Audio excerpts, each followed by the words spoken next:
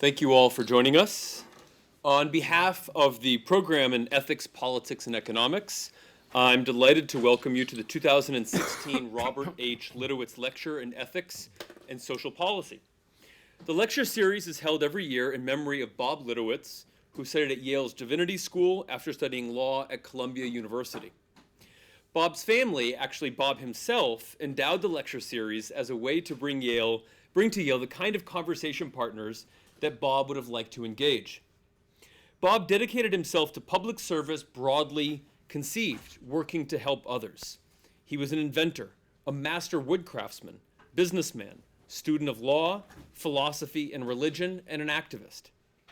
Bob's growing concern was the need he saw to address deficiencies in the structures of American education by pursuing questions that cross disciplines and that bridge religious traditions and diverse cultures. Hence, when he was diagnosed with cancer in 1989, while still a student here, he established a charitable trust whose aim would be to support interdisciplinary research, teaching, scholarships in ethics, and social policy. This lecture series grew out of that initiative. We are grateful to his contribution to our university and are honored to have with us here this afternoon Bob's sister Lori, an internationally recognized visual artist who has traveled from Mexico to be with us here today. And I would also like to take this moment to acknowledge Bob's mother, Ms. Gertrude Litowitz, who passed away, I believe, close to 2 years ago. She was a devoted attendee of these lectures year after year, and as some of us may remember, a very, very lively and spirited participant at the dinners. She is missed here tonight, but we acknowledge with gratitude her generosity and spirit, which we were fortunate to enjoy for many years. Finally, I would like to acknowledge the outstanding support from those in the EP&E program that made today's event possible. EP&E Director Professor Nicholas Sambanis, Kellyanne Farnham, and Will Nomikos. Nicholas and his daughter have unfortunately been felled by a nasty flu, and I think we all know what it would take to keep Nicholas away from an event like this, especially for our speaker this year. He sends his greetings and his regrets. Our speaker this afternoon is Professor Branko Milanovic, presently visiting presidential professor at the Graduate Center of the City University of New York. Prior to that appointment, he has been a College Park professor at the University of Maryland, a long-term visiting professor at SAIS at Johns Hopkins University, and senior associate at the Carnegie Endowment for International Peace in Washington. But for most of his career, he was the lead economist at the Development Economics Group of the World Bank. Toward the end of his tenure there, the bank's research department, where Branko worked, started implementing organizational ideas borrowed from the consulting industry. Research economists had to consult for various operational branches of the bank, so their work had to be directly policy relevant and produce how-to guides or best practices toolboxes. Responding to this McKinsey model in the irreverent way a Serbian economist would, Branko chose to work on a paper measuring inequality in Byzantium, very high, and later a book where technical work on inequality was presented alongside vignettes on whether Bill Gates was richer than Crassus of Rome, or on how living standards in 19th century Russia may have influenced Anna Karenina's doomed romance. The breadth and depth of his knowledge is evident in his published work. He's the author of 4 books on global income inequality. His 2010 book, The Haves and the Have-Nots, A Brief and Idiosyncratic History of Global Inequality, translated into 7 languages and selected by The Globalist as 2011 Book of the Year. He explores the determinants of global inequality and shows that 60% of a person's income is determined solely by where she was born, and an additional 20% by how rich her parents were. His new book, Global Inequality, A New Approach for the Age of Globalization, has just been published and already very well reviewed by The Economist. We look forward to his lecture, which will draw on his important new book as well as ongoing research. Dobrodošli. Thank you very much. Appreciate it. Thank you very much. You would keep me...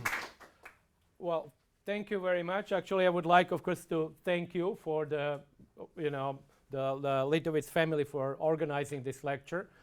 And of course, I would like to thank Nicholas for inviting me and everybody else. So obviously, this is a pleasure. It's not my first time to be at Yale, but it's always a pleasure to come here. And since I am now in New York, it's really not obviously a big deal to come from New York to here.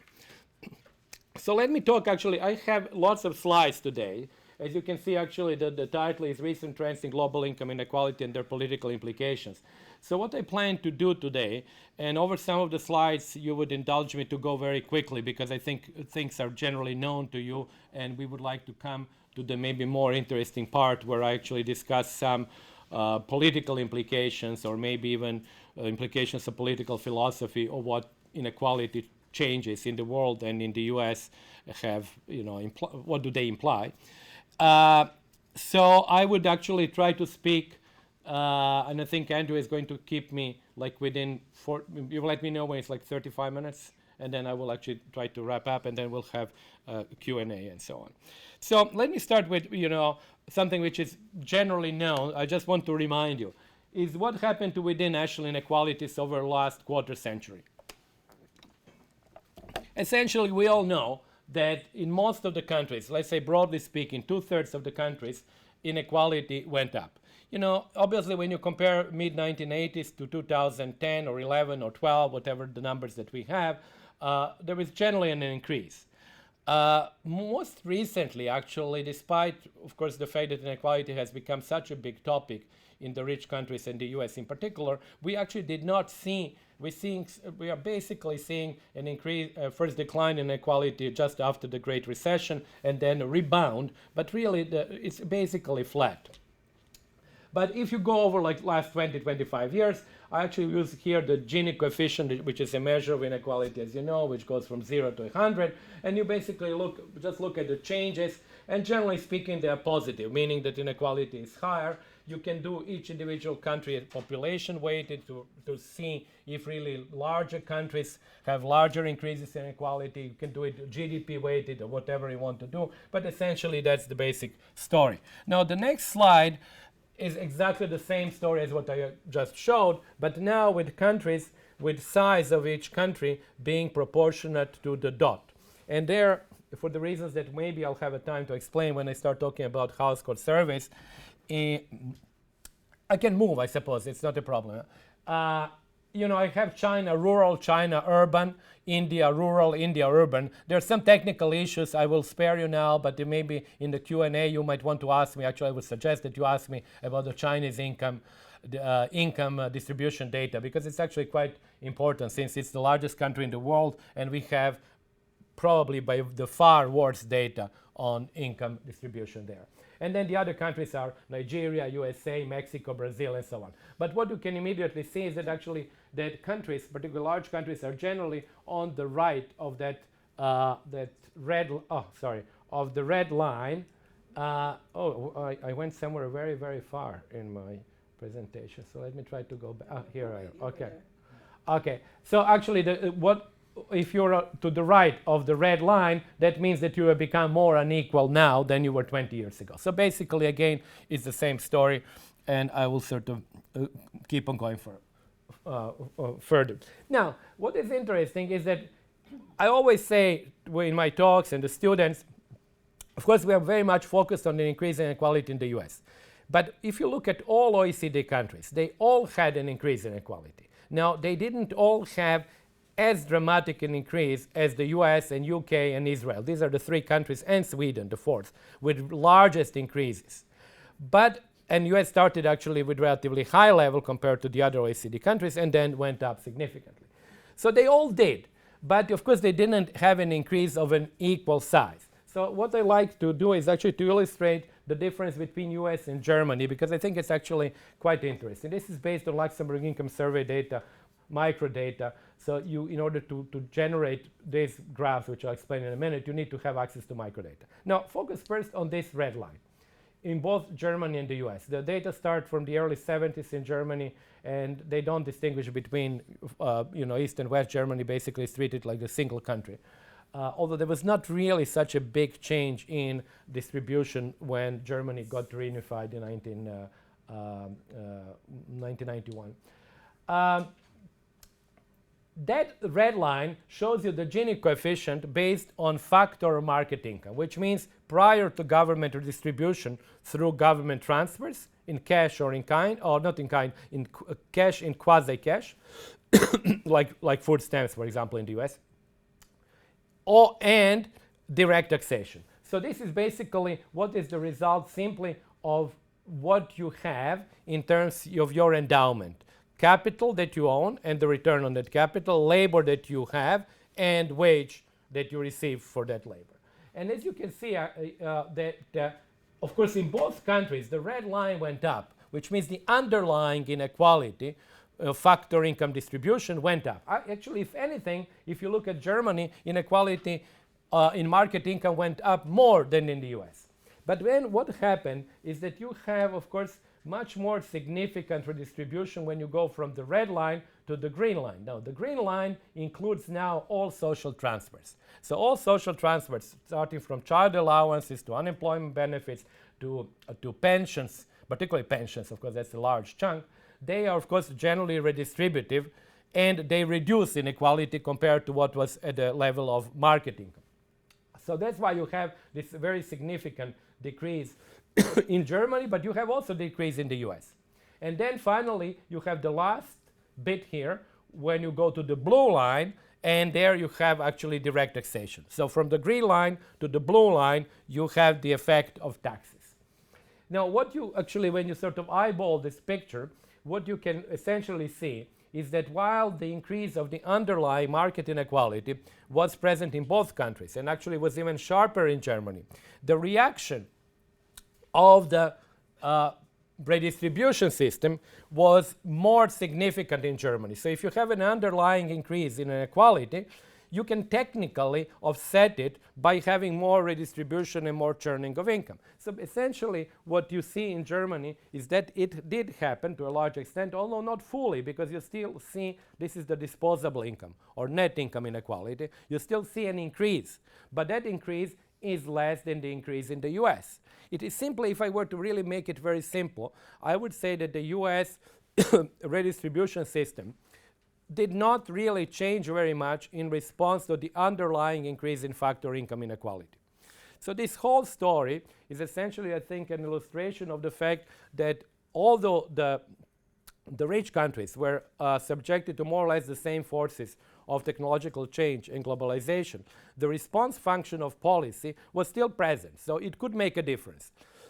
I don't think that policy can make an entire difference, that all the policy is the only factor responsible for the increase of inequality, but I think it's one of the factors that can actually play a role in offsetting the underlying increase in inequality. So let me show you the next slide, which I actually just did a couple of days ago, so I remember it.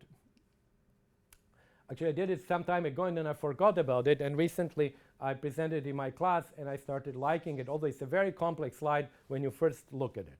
However, the story is relatively actually simple when I explain it to you. The story is the following. Now, start looking at this is the Gini of market income for 3 countries, Mexico, US, and Germany. So let's suppose you're here, and actually you see that the years are, it shows you how the market income has changed. Gini of the market income has changed in the US, starting from relatively low, it was about 0.4, and then increasing and becoming like 0.5. It's basically what you had in the other graph. But now, what you can actually see here is that on the vertical axis, you see the reduction of the Gini coefficient through the redistribution by state. So basically, this should be, I forgot to title it actually, it should be the strength of redistribution. So in other words, for the same level of underlying market inequality, you just have Germany redistributing much more than the US. So that's what this graph shows. Or Mexico redistributing less than any of them. So basically, you draw the line at 0.5. Mexico would reduce it by about only 5 Gini points, so it would go to 45. US would redistribute it by about 10 Gini points, so it would go to 40. And Germany would redistribute by almost 20 Gini points, so it would go to 30. So it's a strength of redistribution. But what was also interesting is because you have time series, you can make a graph like that which basically says that on this red line here, you are really entirely offsetting, it's 1-for-1. If the underlying Gini goes up by 1 point, your strength of redistribution goes up by 1 point. So you can see Germany has actually stayed reasonably close to that line. There is always a here from 2000. As you can see, actually, the line becomes flatter, which means there is no full offsetting. In the US, as you can see, it has become sharper here, but overall slope is 0.5. So approximately for each Gini point in the underlying market inequality increase, you had redistribution going up approximately by 0.5. Now, Mexico is quite interesting because there is no effect. It's essentially underlying inequality goes up or down. There is no reaction from the government redistribution system. And I think you came from Mexico. So I didn't know that, but you see, this is a sort of a fortune. So there was no, and then actually basically inequality moves totally in, pari passu with the underlying inequality in disposable income moves pari passu with the underlying market income inequality. So again, this is simply an illustration of the fact that government policies did actually make and could make a difference. I'm not going to read this. These are really issues that we know that have been raised by growing national inequalities. I would like only simply to mention the one that actually now has become very important is the hidden assets of the rich after the Panama Papers, but we have seen it also before. There is a very important book by Gabriel Zucman which deals with that. There is also work by Financial Transparency. I believe that's actually a very important point, and in my future work, if I ever get to that, and I will talk about that when I start talking about global inequality, but my ideal approach would be to actually improve the estimates of global inequality, then to actually do the next step, which to some extent I've already done in the work with Christoph Lackner, to improve the top 1% nationally, and then on top of that, like the third layer on a cake, to actually allocate the hidden assets, because they are not insignificant. According to Zuckman's work, and that's actually an underestimation, we're talking about 8 to 9% of global financial wealth. And if you do back of the envelope calculation, you end up something with almost 1% of world GDP, which is the income stream from the assets that are actually, parked in different tax havens in order to avoid taxation, or simply to actually get out of the jurisdictions that you believe are not going to be very friendly to you in the future. So now I think I will skip that. This is part of my book, but I don't really have the time. But with the chapter 2 of my forthcoming book deals with redefinition of the Kuznets curve, which I called Kuznets waves, and actually looks at the changes in within national inequalities. This is still within national. I have not even come to the global inequality. Within national inequalities over a very long time horizon. So I actually look at the Kuznets cycles or Kuznets waves in the pre-industrial societies and then in industrial societies. And actually I argue, I'm just really summarizing it very quickly, I argue that actually what we are now witnessing in the rich world would be the upward, we are at the upward slope of the second Kuznets wave of the modern era. But of course these waves existed in the past, and they are driven by technological developments, as I mentioned here, by globalization, by policies, and they are also driven by what I called and of course these things are in turn driven by educational changes, demographics, demand for social services, ideology, and so on.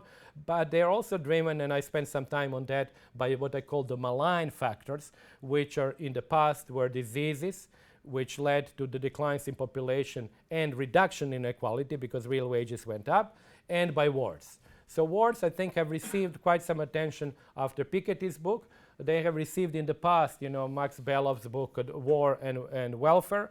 But I think actually what I try to do, I try to place wars within the context of Kuznets cycles.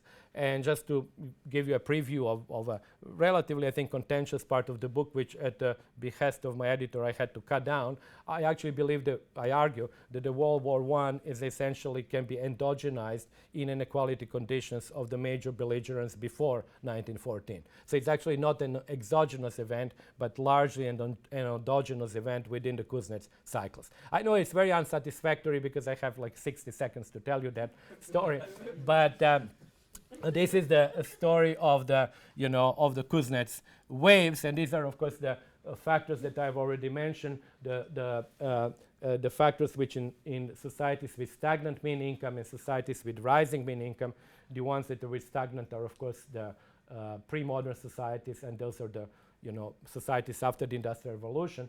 Those are the factors that actually lead the inequality to go down. Just to give you an idea of what I really mean there, and I know that maybe not for everybody is going to be exciting, but this is essentially the story. This is the data for UK and the US. UK is red, US data are blue. And this is something that we only developed in the last 10 to 15 years, practically. The US data are actually from the new forthcoming book by Peter Lindard and Jeffrey Williamson called Unequal Gains.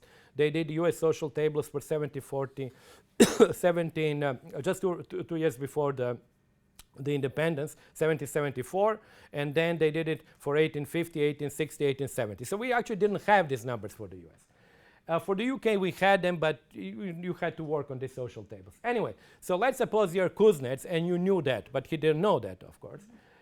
This is an idea that, he had that inequality would increase in the early periods of development, then would peak at some level, and then would start going down. And this is against time.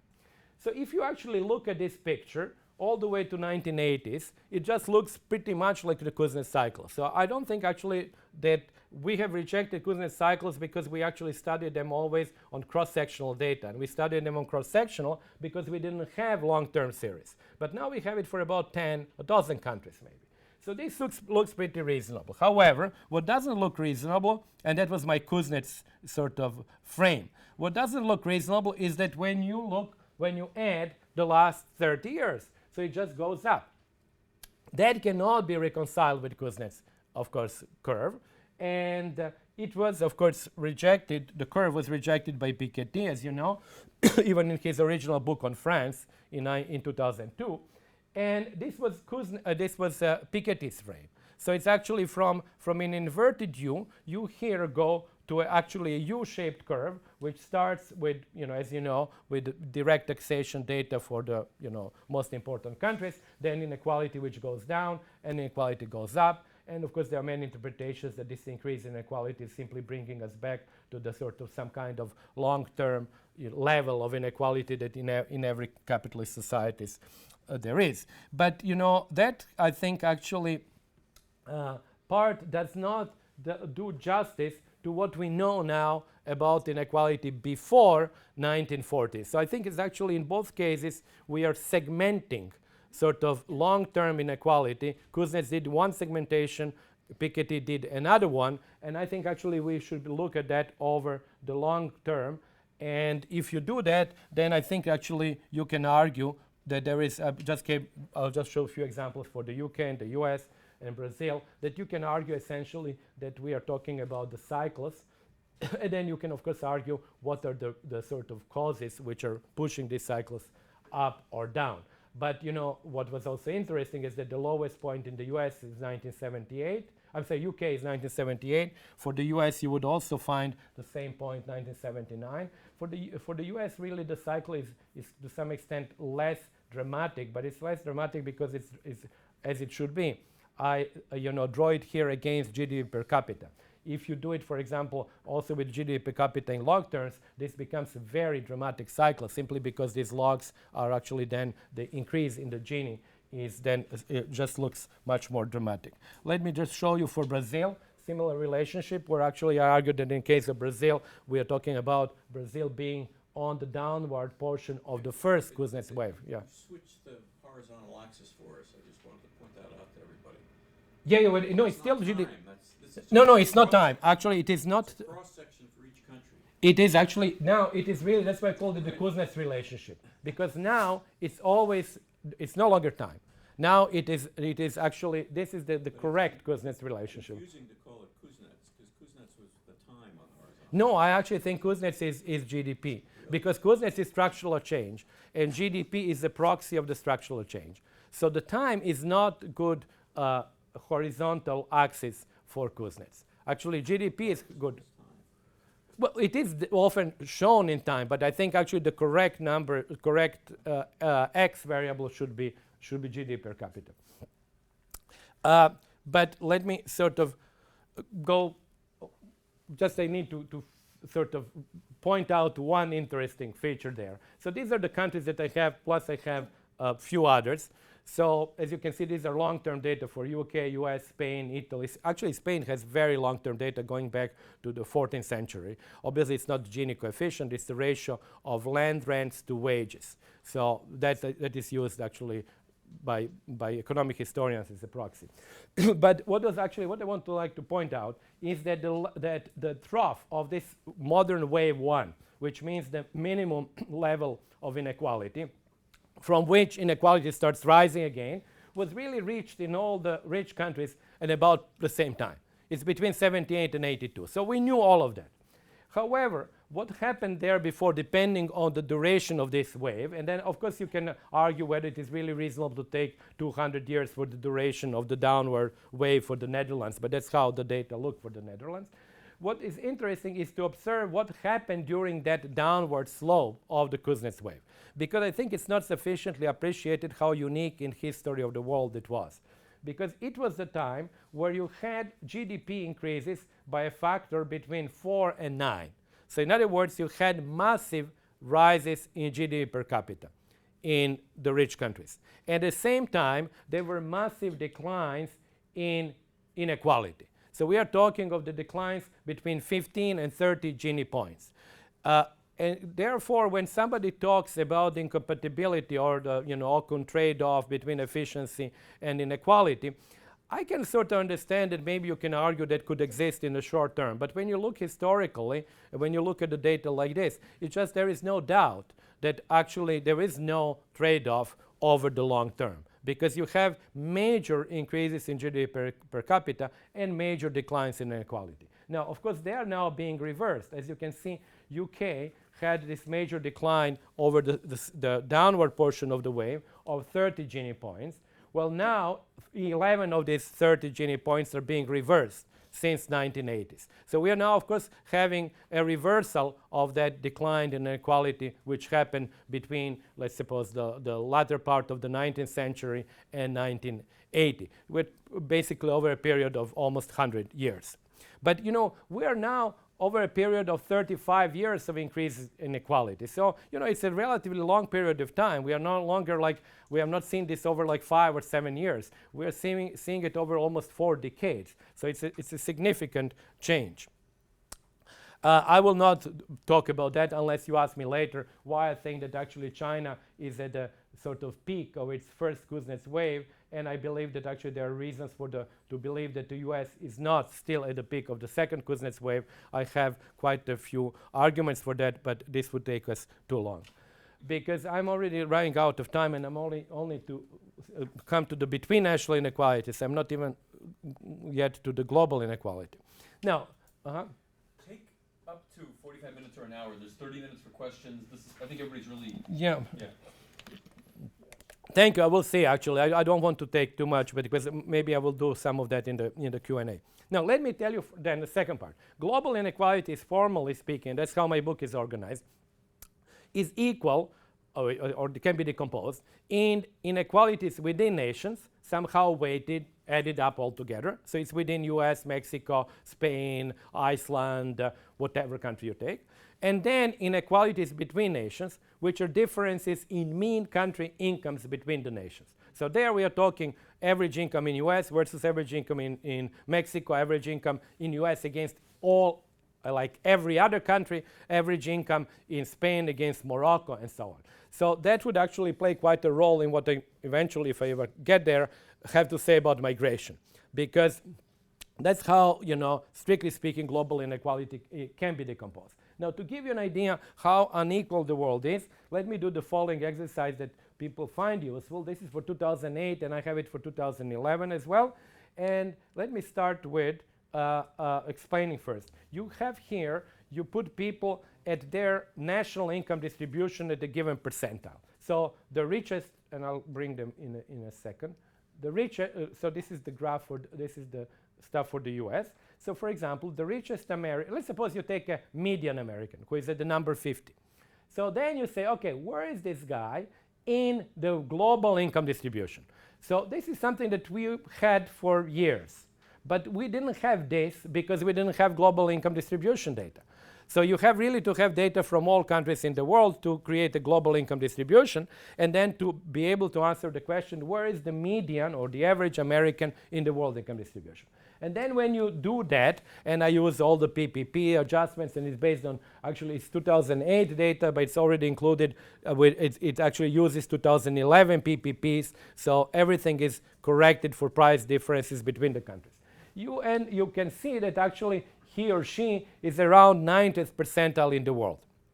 So it's not totally surprising, because you would not have expected to the median American to be the median person in the world, but you don't know exactly where he or she would be. And of course, what it also shows you that the 12% of the richest Americans are part all of the global top percent.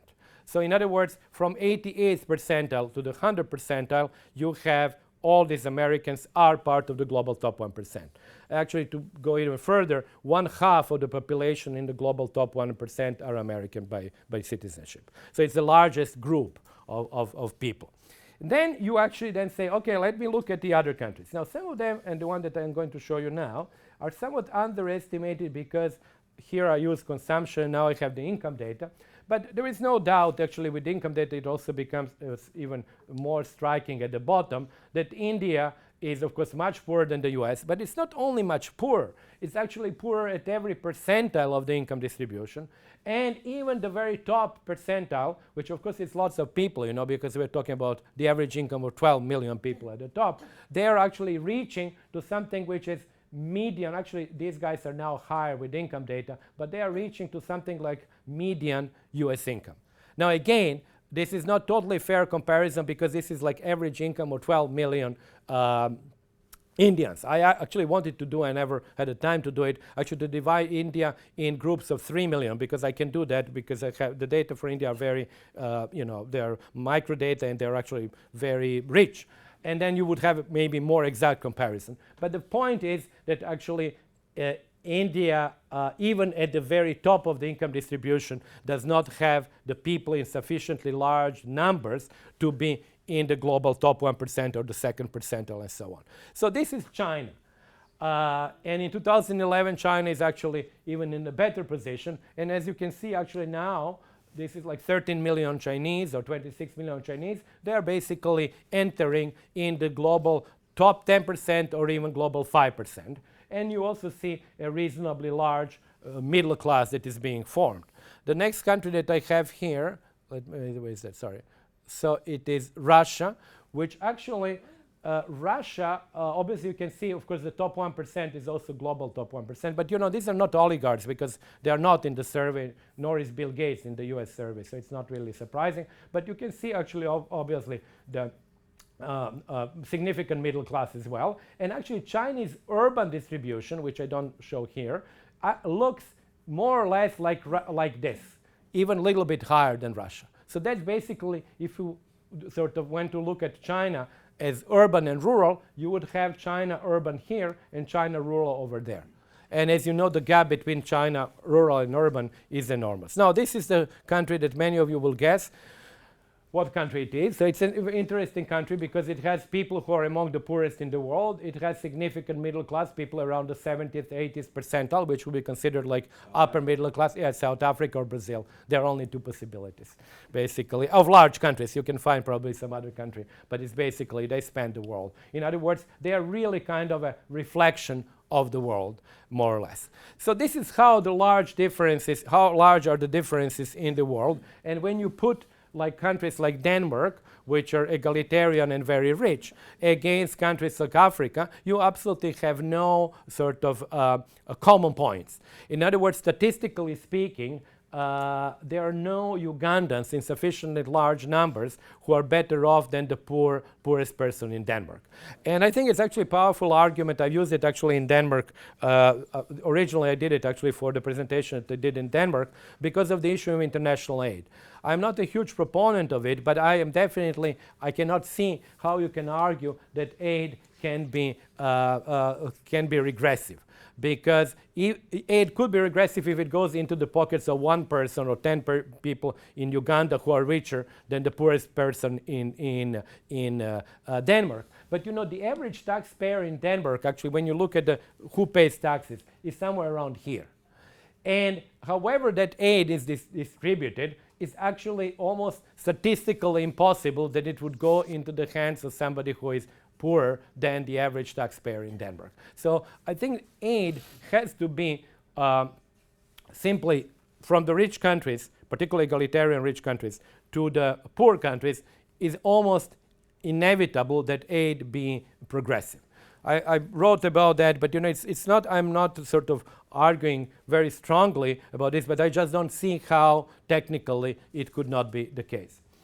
This is simply an illustration of the Chinese catching up, because of course a big story, which you will see in a moment in global income distribution, is of course the catch up of China. And then of course it is also shown in the data. As you can see, I put here China's 8th urban decile versus the US 2nd decile. I presume you're doing this with foreign exchange rates? Not Oh yeah, PPPs? no, PPPs. It is PPPs, Oh, I PPPs, see. yeah. More dramatic. PPPs. It's everything is PPPs. Actually, whatever you see would be PPPs.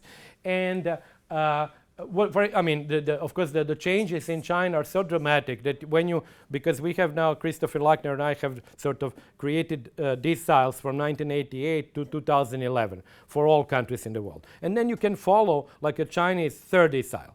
And of course, you see this phenomenal leapfrogging. So they start better off, let's suppose, than 700 million people in the world in the beginning, 1988. In 2011, they are not the same people, but that third decile, obviously, is better off than 2.2 billion people. So they are essentially leapfrogged over 1.5 billion people in a span of 25 years. So it's very dramatic. I mean, China is totally dramatic in the data by its size and by the sort of levels of changes. But you can also see for other countries how some of them have gone down, or some parts of the distribution. And I'll show you that, of course, for the US in particular.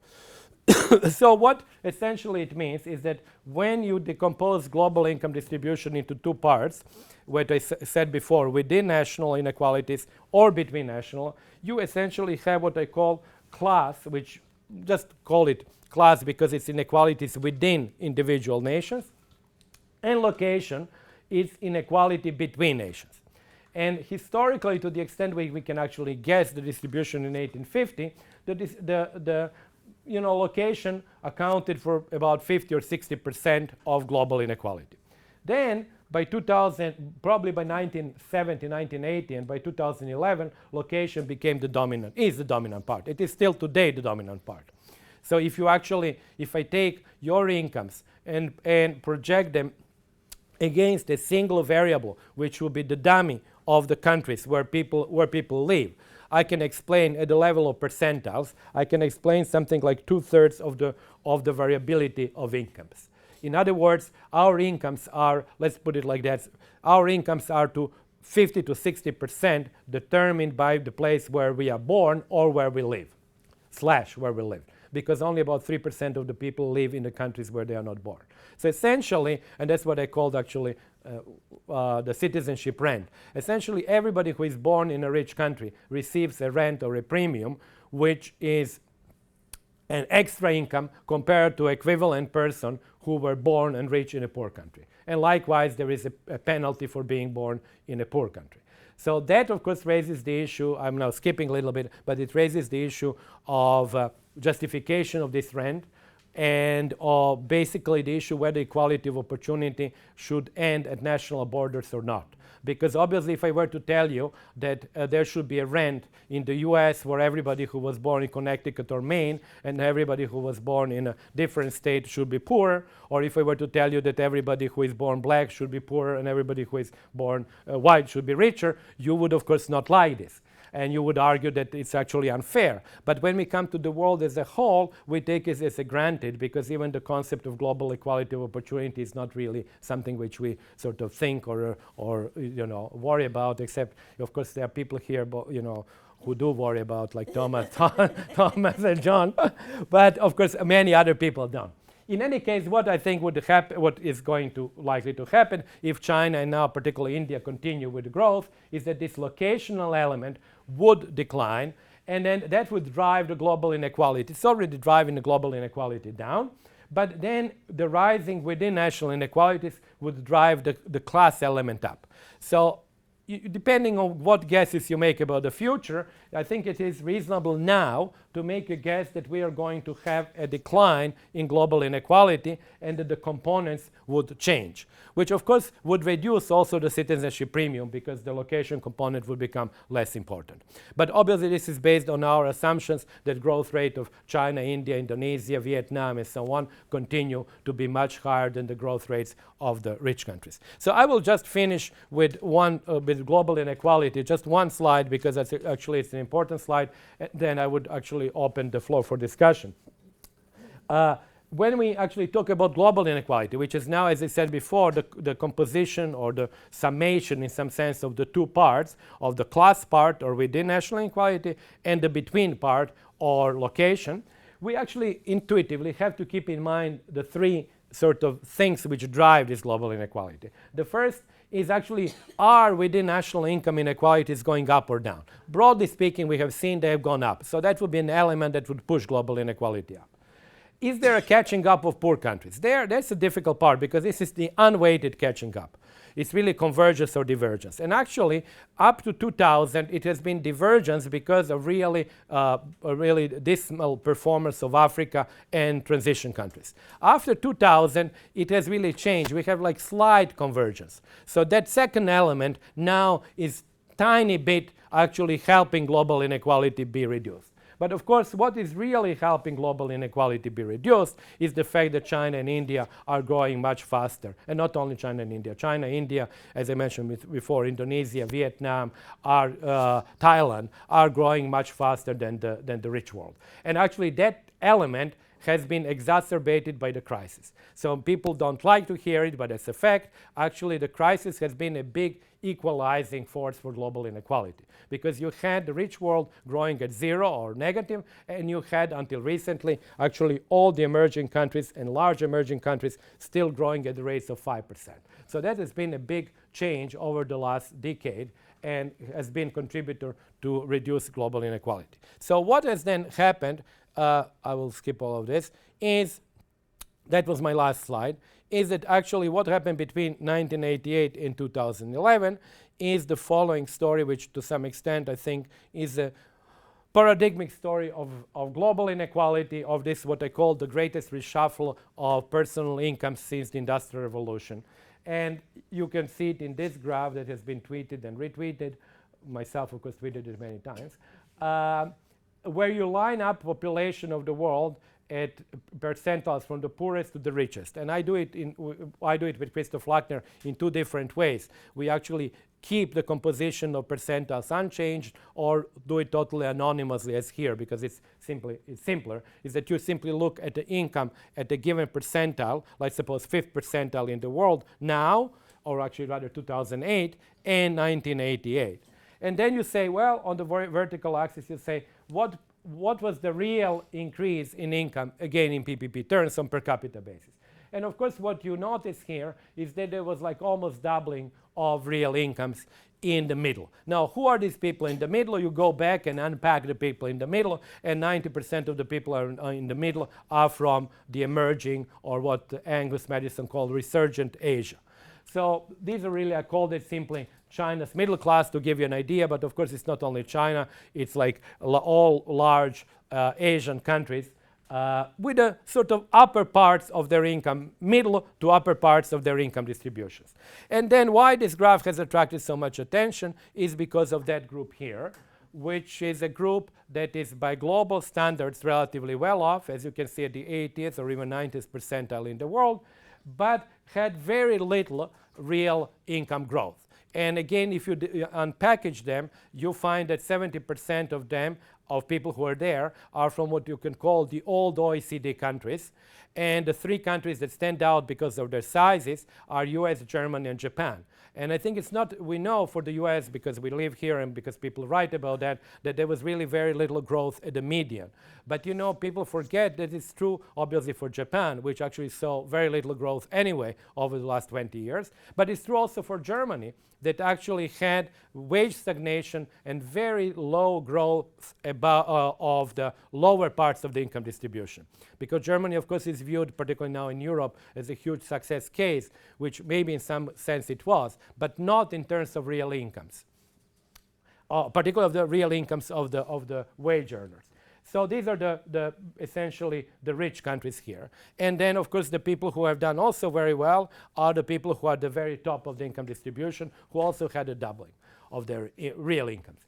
Obviously, when I kind of translate that in absolute terms, then the gaps are actually much greater. Because if you have doubling of your real incomes at $110 or $200 per day, then that's a lot. That's another $100 a day.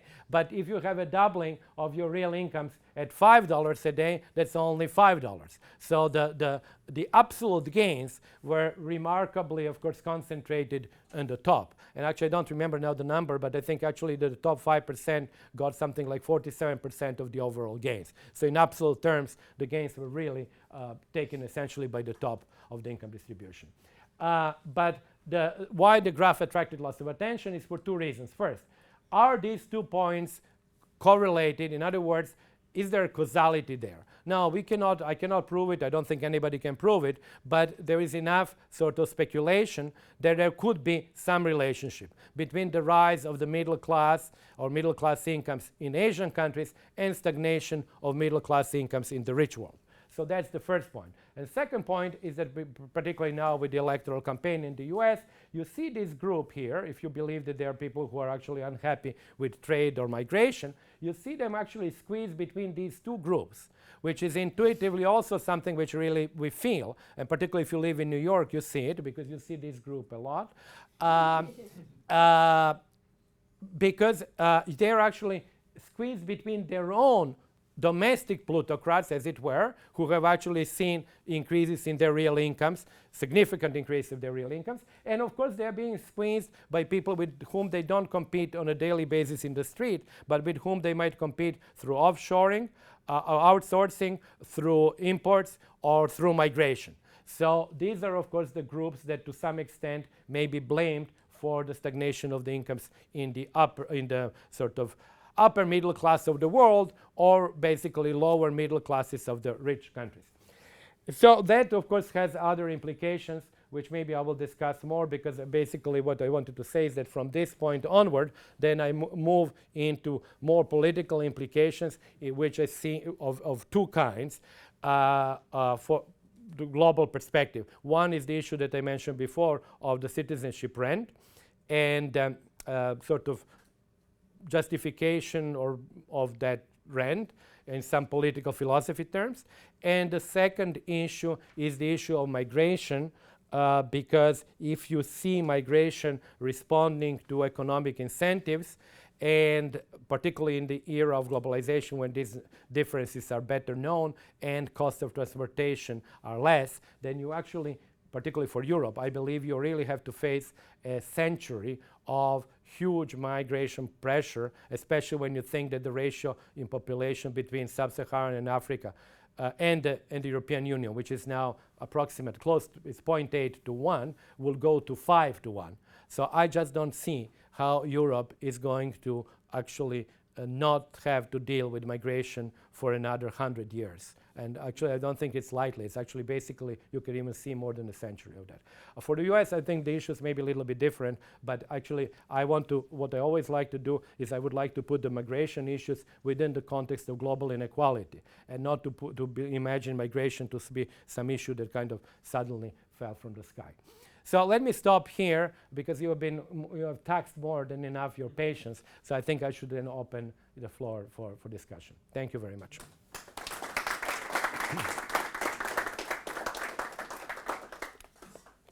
How much of the data behind this are published?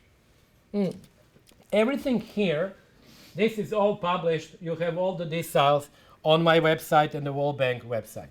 So this is the work that I did jointly with Christoph Lackner that I mentioned. I have not yet put fully data for 2011. And one reason is really China, which is bugging me. But basically, this is all published. Yeah, I had the two questions. Yeah, maybe a gentleman in the back, and then you next. I wanted to ask about the X in the U.S. lower middle class. So, why do you think, and this is probably more a philosophical question than an economical question, why do you think the problem is that pronounced, given that they're already fairly well off compared to the rest of the world? Right. Is it just because of the income inequality, increasing income inequality within the U.S.? Given that already before this transition, the income inequality was quite large. This is of course speculative question, and we can spend, the whole dinner maybe and more discussing it. But I believe that, how should I say, that if you were to present this graph to the people who are feeling now hurting, actually, because they have lost jobs, as we have seen, actually, white, middle class, without jobs, increased mortality, morbidity rate, and so on. And some people have actually written that in Vox and elsewhere, dismissing their concerns by saying essentially, but look, guys, you're definitely better off than these guys here, so what's the big deal? But I think it's really very unrealistic, because, of course, people there do not compare themselves to China or to Vietnam. They might resent the fact that they feel that they're being displaced by them, but they actually compare themselves to this distribution, because for them, the distribution starts here at the 80th percentile and goes to the 100th. So I think that actually politically, of course, because the world is organized in nation states, so they really basically look at this chunk of the distribution. So that's what I think, but obviously that's kind of a speculation. I think you had a question. Yeah. So I was wondering how you deal with the issue of location within countries and the large inequalities of wealth that causes. So I was thinking especially of India, where there are some very rich locations. Any research that's been done that looks at how different social groups are doing shows that state fixed effects are just this massive explanation for how you do. So when you're thinking about this larger issue of how to explain inequality, how do you factor in the very large differences that we see within countries in terms of levels of inequality? Well, this is an excellent question. The reason why I had three countries divided into rural and urban. For China, I could not escape it because they had surveys which were different for rural and urban areas. But for India, Indonesia, I intentionally divided them, and I used different PPP rates, so that actually PPP rate for India rural is lower, and then incomes in rural India get a larger boost than in the urban India. Now, your question is actually even deeper, because it goes into the state differences in state price levels. And I did that in my previous book. I have not done it since. I actually used there was no price level, but it was a CPI, and then you assume that there was a difference originally how much it was in India. And actually, when you do that, it does make some difference, but it was not a dramatic difference compared to when you just simply do rural and urban. And in China I did the same, and in Indonesia I did the same. But I agree that ideally we would like really to go further and further, essentially decomposing countries, because even in a country like US, which has basically an integrated market, the price differences still exist between the states. So I think it's a legitimate issue, and I didn't even have the time to mention there are several other issues with data, but this is one of them.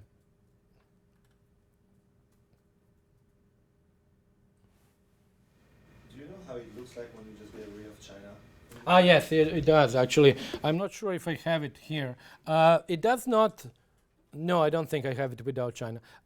It just looks much more the shape, which I call the elephant curve, or you can call it the supine S or something. It does still look the same shape. Actually, what is interesting, I love this curve because the shape is so unusual. I've done this is growth incidence, so-called growth incidence curve, that you normally do for individual countries. And very seldom do you find a shape of this nature, because what happens, and I can actually have other slides that I can show you if you're interested. For example, for this growth incidence curve for the US under Reagan or under under Clinton or under Obama, you don't have this kind of unusual shapes. You generally have sort of either, for example, 1960s and the 70s, the US curve looks, I don't have it here, but I will try to draw it, basically goes like this. And it's relatively high, 3% per annum, the increase, but the increases are higher in the bottom and lower at the top. Then you come to the Reagan years, the overall increase is much less, so the curve is much lower, but it goes like this, essentially. Then Clinton years are special because I was just looking at that yesterday, so I remember it goes like this in Clinton years. So it's really very strong at the top, but relatively strong at the bottom as well. But very seldom do I find something like this, actually never. And my speculation, one country where I found something similar to this, why is this unusual? Because that's a kind of course, this is for the world, so you don't have a single economic policy. But for countries, you would have to have a policy which is really very good for the top, which basically sort of, screws these people who are just behind the top, and then it's very good for some middle class.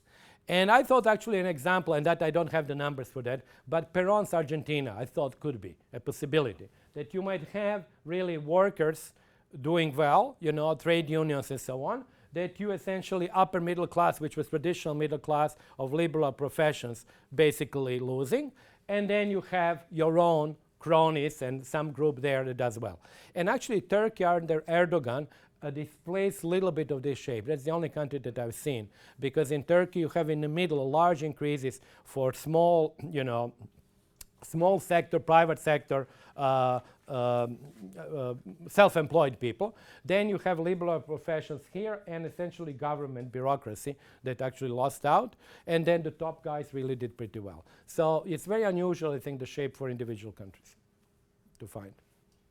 Have you done any investigation into sort of the relationship between labor unionization rates and income inequality within countries?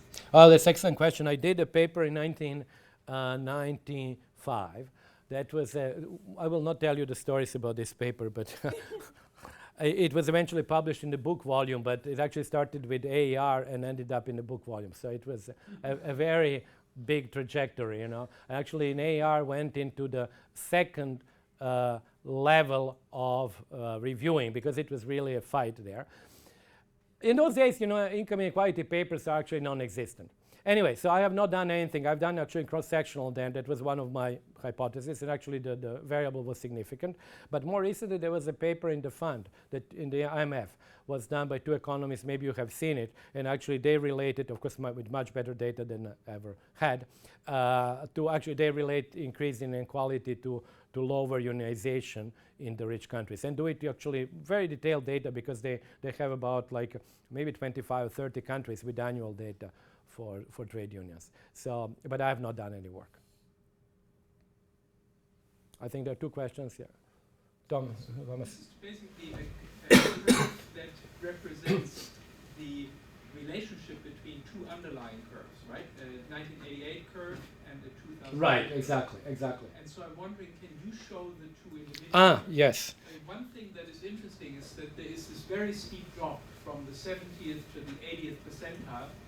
And the only way that's possible is if there is a very steep increase in the 1988 curve there, right? Because otherwise...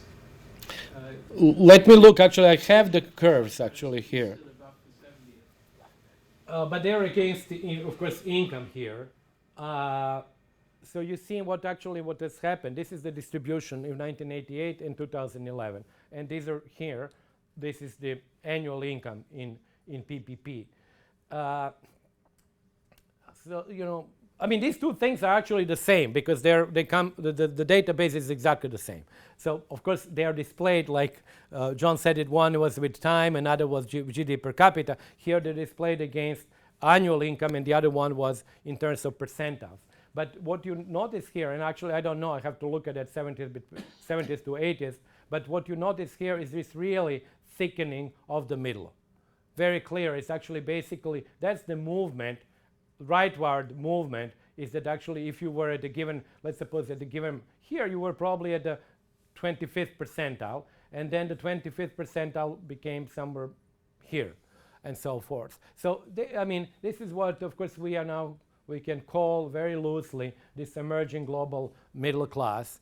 You actually have now a global income distribution, which, of course, when you use really a smoothing, that depends how much you want to smooth this function, but when you smooth it enough, then you have something which looks like a distribution of a single country, kind of looks. But in 1989, you still had, then it was twin peaks. You have this really big peak, which was really, not only India and China, but basically these two countries, and then you had the rich world here. But I can look at this. But anyway, the underlying, as you said, actually the data come from the underlying 1988 and 2008 distributions, and they're here. But I didn't look actually at a drop between the 70th and 80th percentile. And this is all anonymous. So this is all between themselves, they are consistent. I think actually I might have even have what we call quasi-non-anonymous, but I'm not sure. No, I don't have it here. I'm sorry, there was another question there. Yeah, my question was basic. Well, yeah, I'll go back to this. So regarding foreign aid, if the literally, the Mussolini gets all the foreign aid, then it might be the case that. Right. Yeah, that's possible. Yeah. And then the other thing was about you mentioned that you were talking in the Q&A about why you think Chinese inequality is going to decrease and U.S. inequality may increase for some more time. Do you want me to say that? Yeah. Okay. First of all, let me show you something which I think is cool, because that's not in my book, it's something new, is this erosion of middle income incomes in the rich world. It is based on market income. So we have, of course, Piketty is using also market income in his fiscal data. And of course, he can focus on the top because, as you know, the fiscal distribution is truncated because there you don't have, in the US, about 8 to 10 million people don't file tax returns. In other countries, it's more. So you really have to focus on the top. Now, with LIS, we have this advantage that we have market income for the entire distribution. So what is actually, I did this recently, it was after the book. This is the deciles 4 to 7, middle deciles in the US according to their market income shares. Now look at this, it's going to take 2 minutes, but you basically already can see the declines of their shares of the middle class, basically, from, depending on which decile you look, but essentially from the 1980s. Now I've got 2 more countries, exactly the same sort of movements. This is UK, and this is Germany. So what I was saying before is that, US is maybe in some respects a more dramatic case of a general phenomenon of rich countries of the erosion of the middle class incomes, which can be seen at the level of disposable, but actually here I looked at the level of market. Now at the level of disposable, in Germany it is less dramatic, or maybe almost non-existent, because of the fact that I mentioned before of greater churning and compensation. But when you look at the underlying income distribution, it is quite remarkable. Yes? Why does this jump up in 2009 in Germany? I don't know. No, I don't know. It's actually, I just did the numbers, I don't know what happened in 2010, actually. It could be that 2010 was a big loss in the top. If there is a big loss in the top, then of course the middle will benefit. This is my guess, but I didn't study like each individual year, no, so I don't know. And the numbers on the y-axis are the same on the U.S.? No, the numbers are not the same, actually. No, the numbers. steeper decline in the U.S. case. You have to really look at the numbers. It could be because the numbers are essentially driven by whatever is each individual country. My point was not really, I don't know if it was steeper, but my point was simply to illustrate that the middle class market incomes in all three large countries, and actually I've got like 25 others, the Netherlands, Denmark, all of that, they really display the same feature. Sometimes it's more dramatic, sometimes less, but it really is it's a very similar feature. Now, for the US, let me go very briefly why I think the US is not yet at the end. That's actually in chapter 4 of my book, if anybody cares to read it, but I'll tell you now for free. It is, I see 4 or 5 elements, and I'll list them very briefly, that I see in the US inequality, which push US inequality up. The first element is the rising share of income from capital. That is well documented, and we don't see an end to that. Now, that per se would not have been a problem if capital were distributed less unequally. But as you know, I remember that in a labor managed firm with John 30 years ago, if you have unequal distribution of assets, which all capitalist countries have to an extraordinary extent, because we're talking of Gini's of 90 for the distribution of assets, then you really have a problem, because when capital income becomes more and more prevalent, you have essentially high concentration of that income in the hands of the people who are few, concentrated, and rich. If these people were actually concentrated, but they were poor, which technically is possible, that capital owners are poor, then it's not a problem. The problem with capital income is that the recipients of that income are rich and concentrated. So that's the second point, is that actually Gini coefficient of income from capital is astonishingly high, and it's still increasing. So we're talking 85 to 90. It's practically almost unbelievable because you cannot go over 100, So at the end, one person will have the entire capital of the United States. I mean, that's not going to happen. But these numbers of Gini are phenomenal. So that's the second reason. The third reason, which has also been mentioned, is, well, my students like to discuss that a lot, is assortative mating and homogamy. So I will not discuss that further, except to say that I believe that it's a trend that has a natural limit, because it really originally, when you have two groups, let's suppose women with less education, men with more education, high incomes, you have then increase of education and incomes in the group of women. Then with matching, you actually have automatically an increase in inequality, but that inequality has a ceiling. But the fourth element, which I actually liked very much, it's not well known, and I'm actually now planning to write something which I call the new capitalism.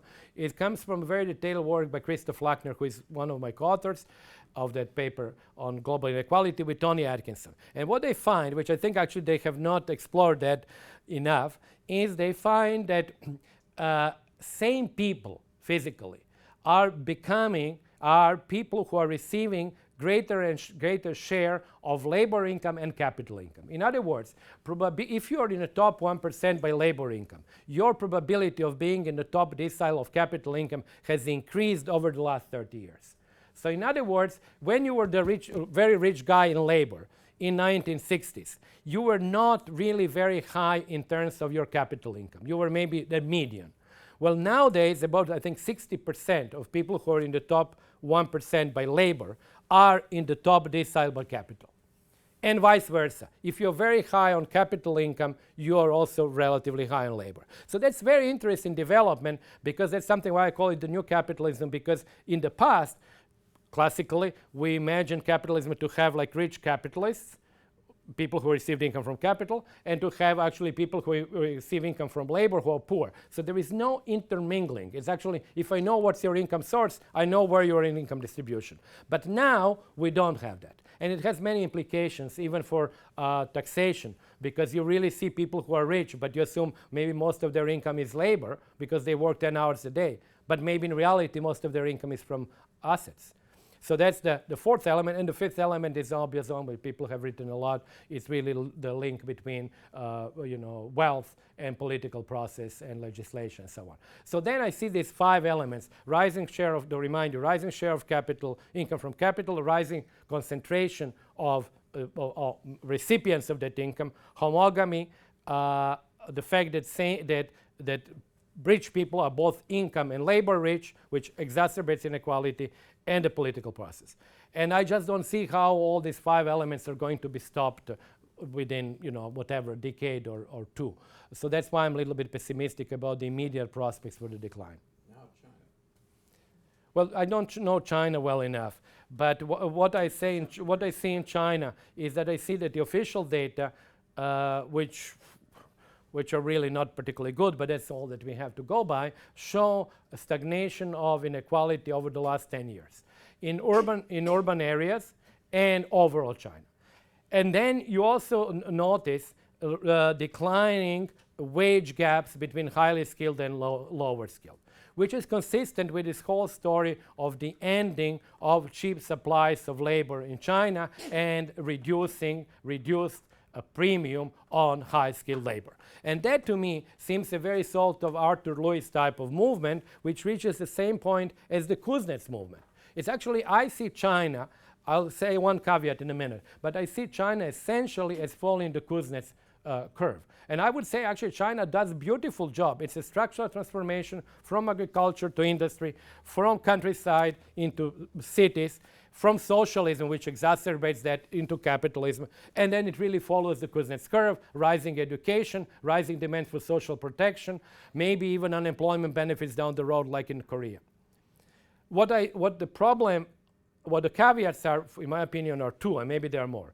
Large differences three. Large differences between the countryside and the cities, really enormous, and between the maritime provinces and the Western China. So that's one. The second, rising importance of capital incomes in China too. There is a nice paper by a guy who actually is one of the few people who had access to the microdata, but I was in touch with him, he could actually access them only in the offices of the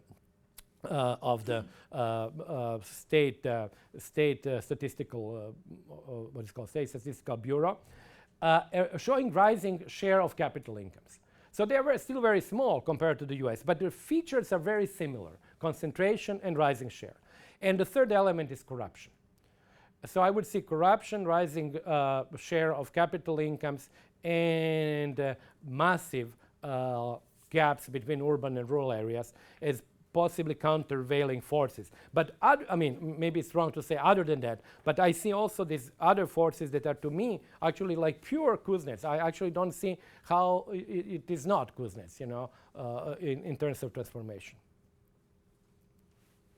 So I'm just curious, I'm reading your book blurb here, and it's saying that you've got recommendations for which policies are going to help reverse the course. So I'm just wondering what those are. Who wrote the blurb?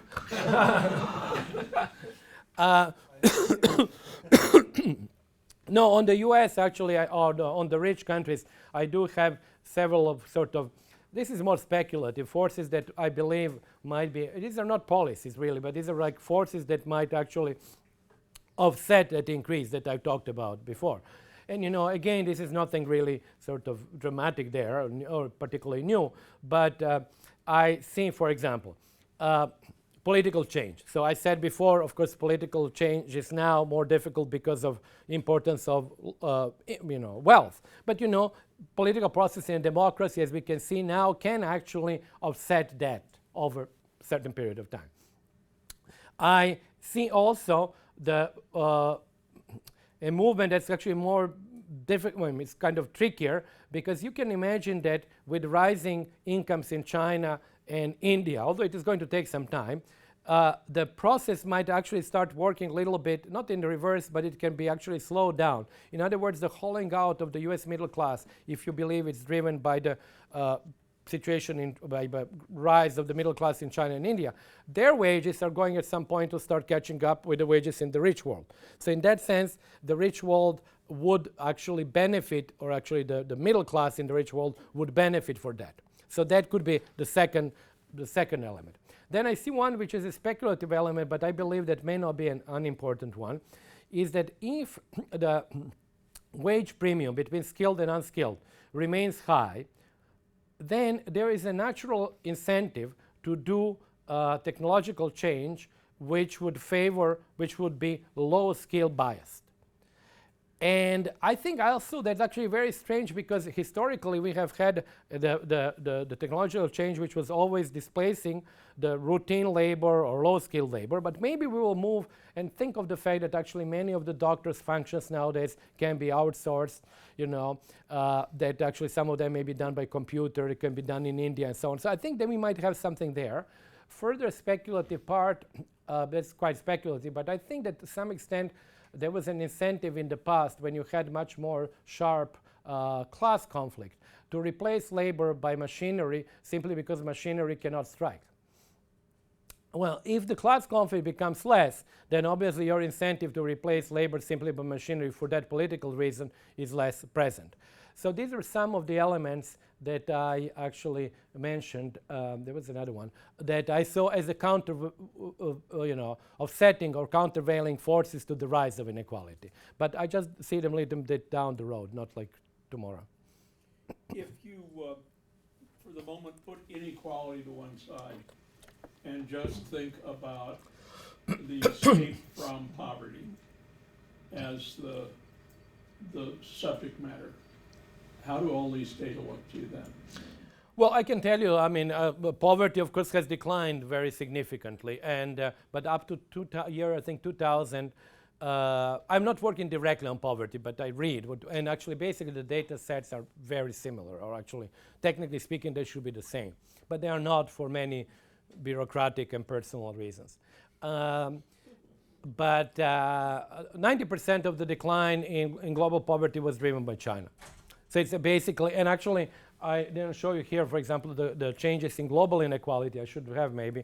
But the global inequality probably peaked in late 90s, early 2000, and then it was driven down. But, but up to 2000, the entire how should I say, why the global inequality was stable was simply because of China.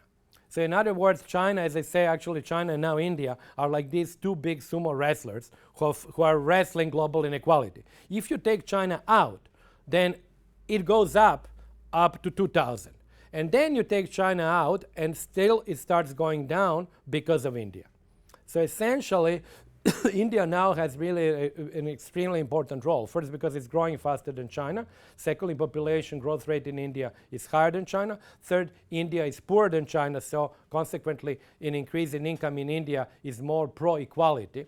Because China soon will be, actually I have this in my book, some calculations, China will soon be at a position where its further growth adds to global inequality.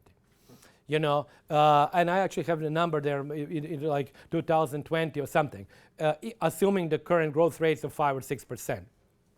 And actually, it's a dramatic, interesting reversal because another way to look at that is that China has now, as it were, entered the European Union because in household survey data, Chinese incomes now are overtaken incomes of a couple of East European countries on average. And Chinese GDP is still lower, but it's about 20% lower than Romania and Bulgaria. So basically, by the time we speak, this gap should have been reduced to 10% or whatever, to 5%. So it's a dramatic, I think, change. But anyway, I'm, of course, much more familiar with income distribution than with poverty data. Could you say something about the trade-off between combating within-country inequality and global inequality, and the challenge for that? Because it seems like you make a persuasive case for now more than ever, nations need redistributive policies. But at the same time, there's also this imperative, right, to lower global inequalities. Well, we didn't plant that question, but it's a good sort of a plant, because it allows me to say something that would be very controversial, and I think 90% of the people in this room would actually not like, but I have to say it. It's this issue between global and national inequality, and which leads me to the issue of migration. And just to give you a background, I will be quick, I will do it in 4 minutes. Just to give you a background, if we have today's global inequality, I do it in tail points, doesn't matter, Gini, but just for decomposition purposes, better. So global inequality is 100. So let's suppose you then say, okay, how would be global inequality if all incomes in the world were actually, that all countries in the world had zero inequality. So everybody in the US has the same income, everybody in Brazil has the same mean income of Brazil, and so on. So all national inequalities are just eliminated. But all mean incomes remain different as they are now. Well, you actually have sort of taken, as you can see, shaved off about 20 points of that inequality. Okay, that's good, but it's not tremendous. You know, what is actually much more important is that if you were to equalize all mean incomes of the world, so each country has exactly the same mean income, and each country remains with its income distribution. But the means are equalized. Now, as you can see, the decline is much more, of course, important. So in other words, that goes back to the issue that I mentioned before, is that actually mean income equalization, or other words, growth rates of poor countries, are absolutely paramount for the reduction of global inequality. But what is also important and paramount is movement of people, because technically speaking, from the global perspective, it is irrelevant, it's the same whether a person becomes rich in his or her own country or goes somewhere else. Because I count everybody in the world, I'm indifferent whether that person became rich in Zambia or in the US. And that, of course, leads to the issue of migration, which is such a powerful force for this thing here, reduction of global poverty and global inequality, but which is also something that is, of course, as we know, being resisted by the essentially people in rich countries that I put in my framework as people who have this citizenship premium. And they are unwilling to sort of, how should I say, share or dilute the citizenship premium with migrants. So then I tried to really solve the conundrum, which is the following. I have these really powerful engines for equalization of global incomes across the countries, for reduction of global poverty, for the reduction of global inequality. That powerful mechanism is migration. But then people who should receive the migrants don't want them. So how do you solve that? And we, of course, see the way that is being solved in Europe with border fences and so on.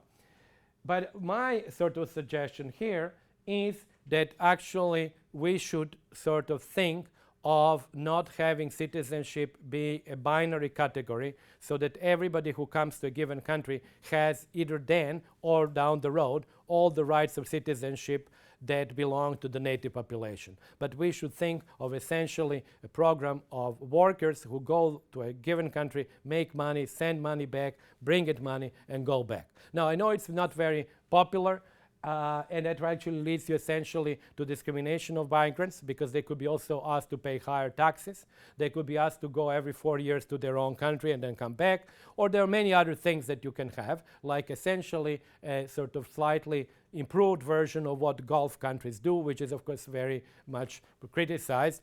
But I like to just finish it, is actually, I see it in this framework, is that actually if you have full citizenship rights as a binary category now, where means that the migrants get all the rights that all Americans have, or the French or the Germans, you might end up with a flow which is zero, which of course would not be good for, as I said before, for the reduction of global poverty or inequality.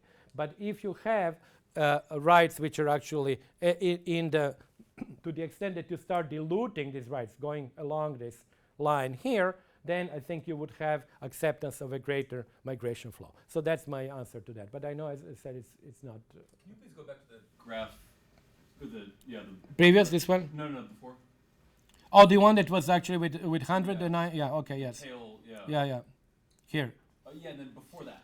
Oh, before that. Okay. So you laid it out conceptually. I don't remember what was before. Okay. Yes. Global optimism.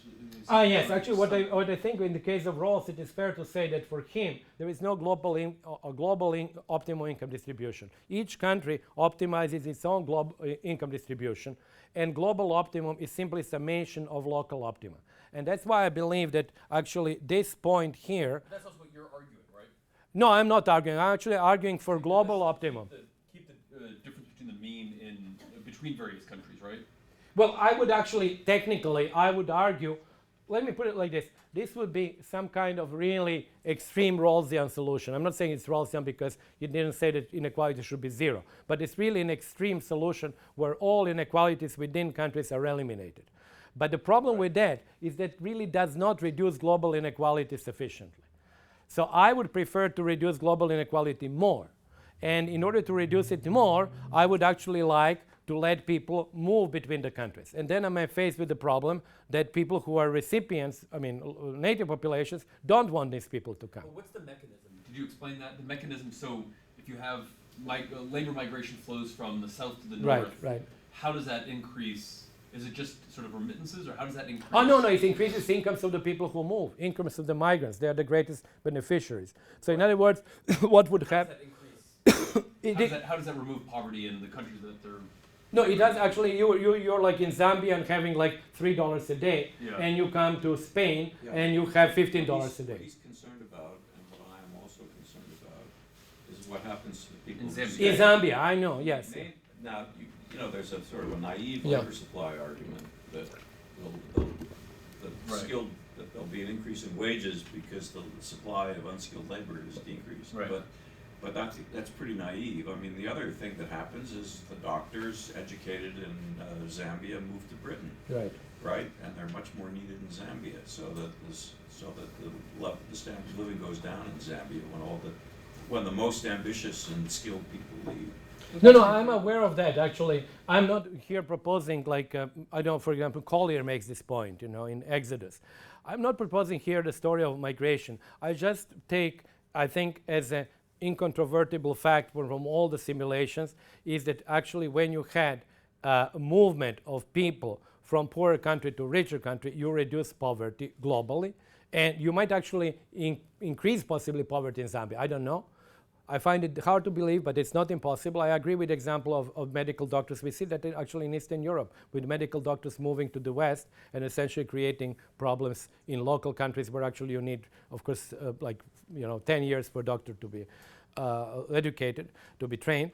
So I'm not discounting that. I'm just saying that that migration is a very powerful force for the reduction in poverty. Now, it could be that migration means also, let's suppose, unfettered migration. It could eventually mean that some countries cease to exist. So that's another possibility. You might actually have 90% of people from that country to leave. And then, of course, it raises the issue, really, do we really need Chad to exist or not? It could be that it doesn't matter, really, if it exists or not. But, that's a possibility. If you look at actually Gallup polls, there are some countries with 70%. I'm not saying that everybody would indeed leave, but people say 70 or 80% of them want to leave. So there are many other issues. So I'm not really, this is not a migration talk. I'm just saying that actually the logic I try to explain, which led me to this migration conclusion. So just to conclude with an emphasis on values and ethics for the EP&E annual lecture, even though your own work is on inequality, when pressed on the ethical and moral point of global distribution, what you're saying is that what ultimately matters is the absolute amount of poverty reduction as opposed to the distribution of inequality. Right, so that's it. Right. So you're not Right. a Rawlsian in that sense. Well, my approach throughout this talk and generally was global. So from the global perspective, what really matters is global inequality and global poverty. The distribution of that is actually immaterial. Now, I'm not crazy to believe that in a world where actually have political entities, that's an outcome which is actually equal politically. But from the global perspective or cosmopolitan perspective, it is true. Okay, two more, yeah. Now, the increased income for the capitalist class, how much of that is from improved entrepreneurial performance? How much from increased gambling, speculation, and trading, and how much from tax evasion and avoidance? Are those Well, this is a big question. I really, to tell you the answer, it's a very quick answer, fast answer. I really don't know. There were recent studies, actually 2 studies that I've seen by Oxfam and by Caroline Freund in Peterson Institute. They both tried to look at the Forbes list and to kind of allocate the origin of wealth into 4 or 5 categories, starting from crime, cronyism, inheritance, entrepreneurship, and monopoly entrepreneurship. So it goes like that. And they come for interesting results, actually, that, of course, self-made wealth is greater in countries, emerging countries, that inheritance is more important in Europe. I mean, there are interesting results, but really that's all that I know, I think it's very difficult to actually break it down. I think there was another question here. Yeah. I just had a question on the migration thing, right? So let me use the example of Bhutan, right? The small country in the Himalayas. So lots of migration in there from Nepal. It helps the income of Nepalese. They do really well, but Bhutan is a really small Buddhist country, like a Tibet kind of setup. And from their perspective, they're in danger of not having a separate Bhutan. I mean, there's nowhere for Bhutan to move and still preserve their Buddhist identity. Right. So they've strongly resisted the migration for income. So I guess this is just to say there's another dimension, and how do you weigh identity and commitment to cultural things versus income inequality, which is the focus here. And then the second thing is just a small point on your migration solution. So this is being tried by Germany in the Gastarbeiter. These migrants are going to come here, they're going to work, and then they're going to go back home, and we're not going to give them citizenship. And that was the German solution. But then Western states are reluctant, for quite good ethical reasons, to say you can't marry, no, you can't have children, no, those children, if they grow up speaking German, have to go home immediately. And there are all these things that kind of get in the way of imposing the kind of policies that you've talked of. So I guess I wonder I'm sure you've thought of these, and what your sort of response. No, I mean, both are very good points. Again, I'm not a migration specialist. I'm not really. I come to migration simply. I suppose you might have seen the logic. I mean, how I come to migration. So I'm not going to, defend it on all these issues. And I'm quite aware in the first example of identity that actually you might want to actually keep it, and there is maybe no other way except through nation state and essentially banning other people to come, particularly when you have large nation and small nation. On the second one, on Gastarbeiter, that's true, but that was the idea was that they would go back, but there was no compulsion for them to go back. Actually, I remember that Germany was in the 70s paying actually people to go back. Some of them took the money and went back, some didn't, and so on. But it was really a voluntary decision. In my scheme, would be actually a compulsory decision. So you actually would have to leave. I mean, they would put you on a plane and you would leave. And I don't think it's technically unfeasible. But then I run into a problem that you mentioned, is that liberal societies may be quite reluctant to do that. They would actually have not to allow you to marry people, maybe not to allow you to bring your family, then to actually make sure that you leave the country after like 3 years, 2 years, whatever your contract is, and also possible to actually limit you to only one employer who would have kind of a monopoly power over you. So I know that this is actually not great, but I also know that if I look at the alternative, which we'll see this summer, and which we'll see the summer after, and I think 99 summers after that, where I think you would eventually have to shoot people, that's not a great alternative either. So that's why I'm in favor of orderly, particularly when I think about Africa and Europe, or the Middle East and Europe, orderly migration under such, rather to some extent maybe inhumane rules, but it seems to me preferable to what we have now. I want to just get back to the ethics, which Andrew raised. It seems to me that when you look at the fact of these, lower middle class or upper working class Americans, whites, who are becoming addicted to opiates and who are killing themselves and life expectancy is falling, or the same phenomenon happened in Russia in the 1990s, right? With the lowering life expectancy. You have to. It's not terribly compelling to say, well, these people are, in terms of their purchasing power, are much better off than the middle class in India. I think you have to say that there's something wrong, that the the relative position in one's society, or maybe the rate of growth of one's income compared to the rate of growth of other incomes in one's society, is a terribly important aspect of welfare. And so the global inequality, I mean, one shouldn't simply say that the most important thing is the global distribution of income. You really do have to look at national distributions of income and national distributions of growth rates. No, but a technical question in addition to that, did those figures on the middle deciles of developed countries, does that include debt? There is no debt, it's actually market income. It's basically whatever you earn. Well, It's not wealth, It's it's, not- income, right. it's income. It's So it doesn't basically, take into the fact that they may be at the same time. no, greatly it doesn't. indebted. It just looks at basically your wage income. I mean, because they mostly don't have any income from capital. But when you anyway. answer the question about why do people feel so badly off, it's not just a comparison to those that are better off, it's also the sense that they may have a certain income, but may, be sort of financing their lifestyle through debt. Well, that Yeah. is a separate matter. Here debt really does not enter. Because it's really basically income that you have essentially from labor. But let me go to John's question. But I totally agree with you. Actually, my answer, I said it is disingenuous to say that these people are actually at the 80th percentile. They are better off than the people at the 60th. So really, their concerns are of no import. Actually, I do believe politically their concerns are extremely important. Well, not only So, politically, yeah. ethically. I'm saying, when people, start killing themselves and getting addicted to heroin and so on, whose incomes are $20,000 a year in the United States, whereas an Indian whose income is $2,000 a year feels that his life is going forward and he's on the, rising tides and so on. I mean, that counts. No, I agree with that That's counts. ethically Yeah. important. I talked about that counting politically. I believe that it counts also. You can put it ethically. In some Yeah. sense, the $20,000 American is worse off than the Indian.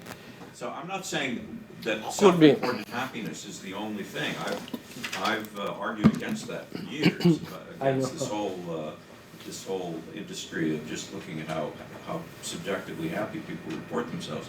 But it certainly has to be an element, I think, of gauging welfare. So we have to look at some convex combination of self-reported happiness and material conditions. No, I would agree with that. It actually does not. I steer away from, self-reported stuff like happiness and all that. I'm more likely to accept the political implications of this kind of unhappiness, but that does not invalidate, I think, our concern and the need to know what is global inequality and where these people are.